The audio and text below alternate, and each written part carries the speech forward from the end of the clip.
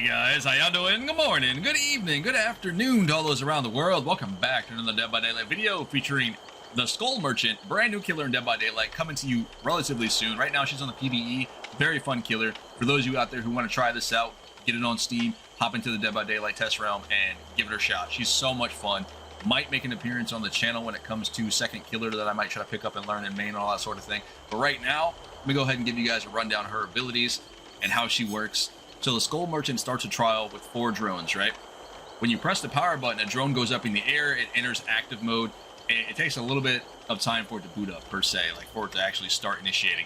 But while this drone is in an area, it can create a large radius, like it's a big old AoE circle that in itself is called a detection zone. Now, within it, the killer is undetectable. So while I'm inside the zone, I am undetectable. So that means no terror radius, no red stain, all that sort of thing. And any survivors that are inside this zone will get lock-on progress. The drone reverts to scouting mode when there are no survivors detected for a while. So in other words, once the drone detects a survivor, it becomes active, and then you get all these benefits. And if a survivor is not in the area, the drone kind of goes quiet for a little bit, right? Think of it kind of like an alarm setting. Now, in scouting mode, the drone begins to sweep an area, okay? If it finds a survivor, it enters active mode. Survivors can interact with the drone to disable it. So in other words, you walk up to it and you go, boop, and it turns it off, right? Essentially. If they fail, it enters active mode, and if they succeed, it returns to the killer. But the survivor is stuck with a claw trap. The way claw traps work, which is a special ability to this killer, the claw trap broadcasts, how you say, the survivor's location to the killer until the battery dies.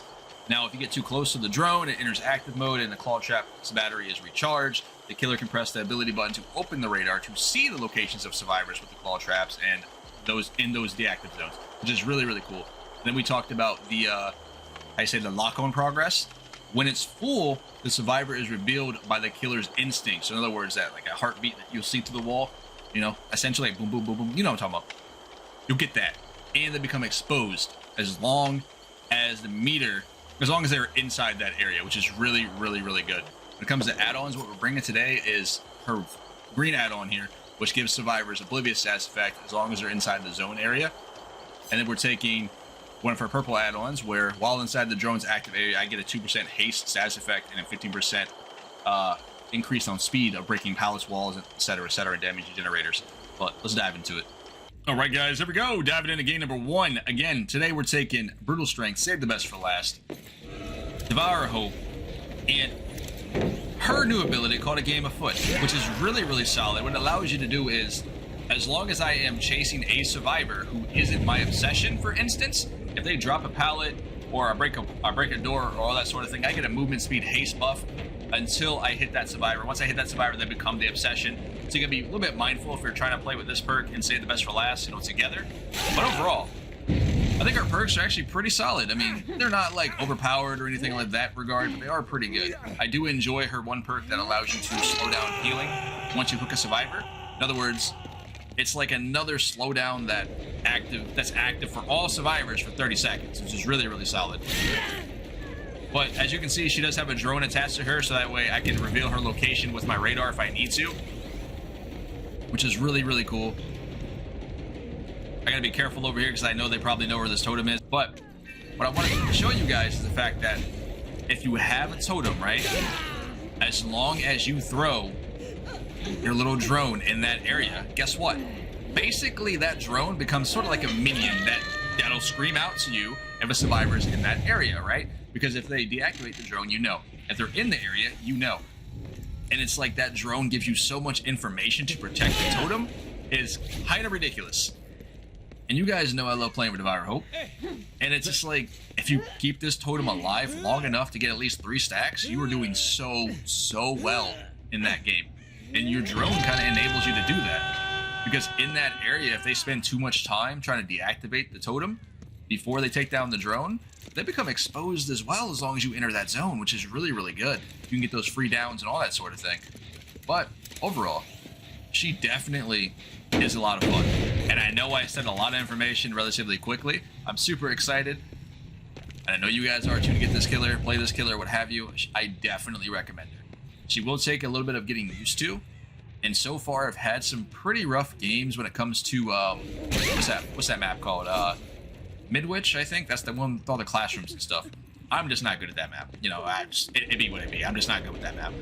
I mean, not on Spirit, not on any killer. I just hate that map in general. So it gives me a little bit of more practice to be on a map in which I'm not very good at.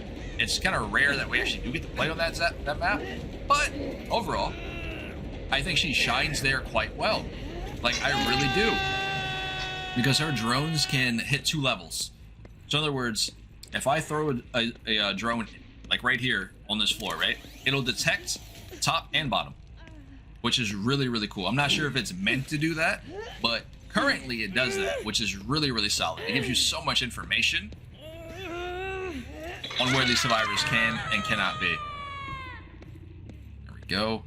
Now, with her other ability here that we're talking about, a game afoot, if you are chasing a target that drops a pallet in front of you, once you break that pallet, you get that movement speed buff, essentially. So it's like, if you're on a really good tile that has windows and a pallet and all that sort of thing, as soon as they drop it, you break it, you get a haste buff, guys. It's easier to down survivors in that situation, which is really, really cool. Now, with Save the Best for Last, of course, you can kind of double dip in the obsession, but you also can mess up relatively easily. There you go. Nice. Thanks for being exposed there, Ada. Appreciate you. Get that haste buff all the time, pretty much, which is really, really good.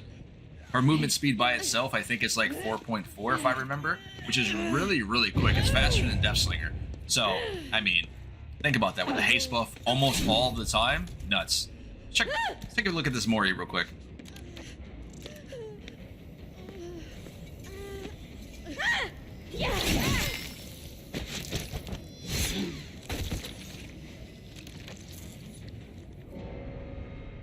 It's like if Wolverine, the Punisher, and or like, what's that robot dude?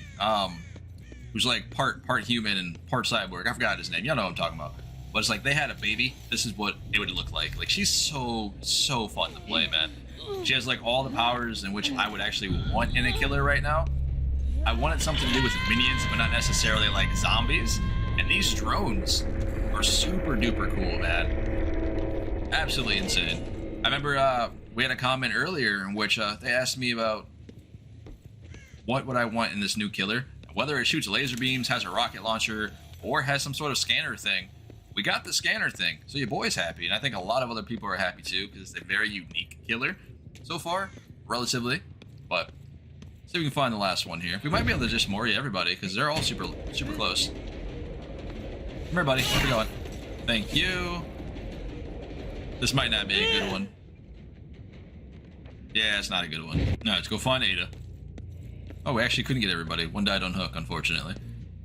But one of the other cool things about this is you can toss a drone near an exit gate, and you know what happens. If they touch that, you know, that drone, you know where they're at. If they're in that area, you know where they're at. So it's really, really cool. You only have to basically watch one area. Here we go. She's inside this room. So let me go ahead and give myself a little bit of undetectable status effect here, because as long as they are within my drone radius, they become oblivious as well. Which she's still back here. We're just chilling for a second. Got my haste buff up at all times while I'm in this zone. There goes my undetectable status effect. But it's okay. It's all good. There's not really any other place she's gonna go here. But overall, we're gonna take her out, and we're gonna dive into game number 2. Hopefully you guys are ready for it. I'll be smashing out this killer as much as I possibly can, at least while she's on the PvE. Can I get that down? Thank you so much, Ada. But overall, this has been Paul's Place. Remember, smash the like button, make sure you stay subscribed for future content when it comes to Spirit on the channel, and I will catch you guys in the next Dead by Daylight episode. Stay safe out there. I'll see y'all later. Alright guys, here we go. Diving back into game number 2. Hopefully you guys are ready for this build. Coming at you guys with the Skull Merchant. Brand new killer in Dead by Daylight. Super fun to play. Worst possible spot for this totem, but I'm going to drop a drone here and let it go to work. The build choices that we're running today is Gift of Pain, Leverage, Save the Best for Last, and we're taking Devour of Hope. Now, what Leverage allows you to do when you couple this with Sloppy Butcher Gift of Pain, it allows you to slow down healing even more. You get 10 tokens, right? A maximum 10 tokens. For every token that you have, a survivor can get a penalty up to 5%. So if you have 10 tokens, that's 50% healing reduction speed for the next 30 seconds, which is really, really good when you hook that survivor. It is very solid. So if you couple that with Sloppy Butcher, Gift of Pain, and or something like Chlorophobia, it's going to be a lot of fun. But overall, we did drop a drone over there next to our totem. I want you guys to realize this, that these drones are basically another form of control and information. As you can see, my drone has disappeared, so she got rid of the drone, which does still alert me because I'm paying attention that, hey, someone's in this area, they might get my totem, in which she knows where the totem is. And we can't let that happen, right? Devour Hope is way too good to just let go away before the game even actually starts. And as long as you can get up to 2 or 3 tokens with Devour Hope, you're sitting so good. Because you get movement speed haste while you're inside of the drone area, and then you get haste buffs after you drop a target on a hook with Devour Hope. It's just really, really good. You always have movement speed most of the time. But it's those 3 tokens in which you're really looking to get for those always exposure status effects. We should get this here. Hold on. Get your butt over there. Thank you. Ready? Come on, come on, come on, come on. Yeah, we got it. Nice. I needed the Bloodlust there, and it came up just at the right time. We should be able to hook her next to the Scourge Hook and slow this down even more when it comes to healing. Just because we do have a token here. So for 30 seconds, once she gets unhooked here, due to hemorrhaging and mango status effect as well, it's going to be almost impossible to heal her up before I get back down here. We'll see. We're going to toss a drone in this area as well, I think. I just want to make sure we can protect our totem and or give us information on who goes that way to get her off the hook as well. Now the drone here in this area is working overtime. This is a high traffic area, which does give me a lot of information. I saw the crows down there. Let me double check the stairs. Nope, we're good. Where did they get off to here? Hold up. Ooh, scratch marks. They went around to the other side. Hola, chiquita. Do you mind if I get to them one? Thank you. Thank you very much. You don't want to run that way, though. There's no door there. We should get this down, but I think they get the unhook. Yeah. Okay, well played, guys. Well played. Get that undetectable status effect. That should be the sneak up on them. And it's off. Okay. Hold on. Save the best for last. Do some work. Thank you. I think if we didn't have it there, she might have gotten away. But it still worked out.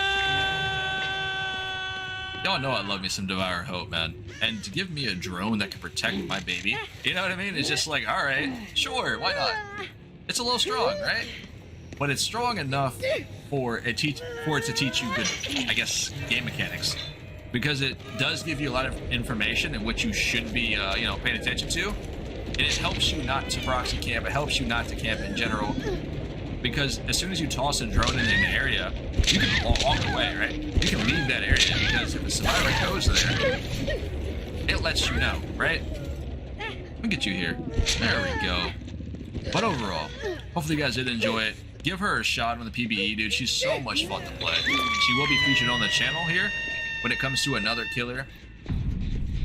In company with Spirit, of course, because, that's what I'm known for, and that's what I continue and want to be known for Spirit. But, we gotta toss in another killer every now and then. She might make it on the channel. She's a lot of fun. I'm looking forward to her. But overall, smash the like button. Make sure to subscribe for future content. I will catch you guys in the next Dead by Daylight episode. Stay safe out there. I'll see y'all later.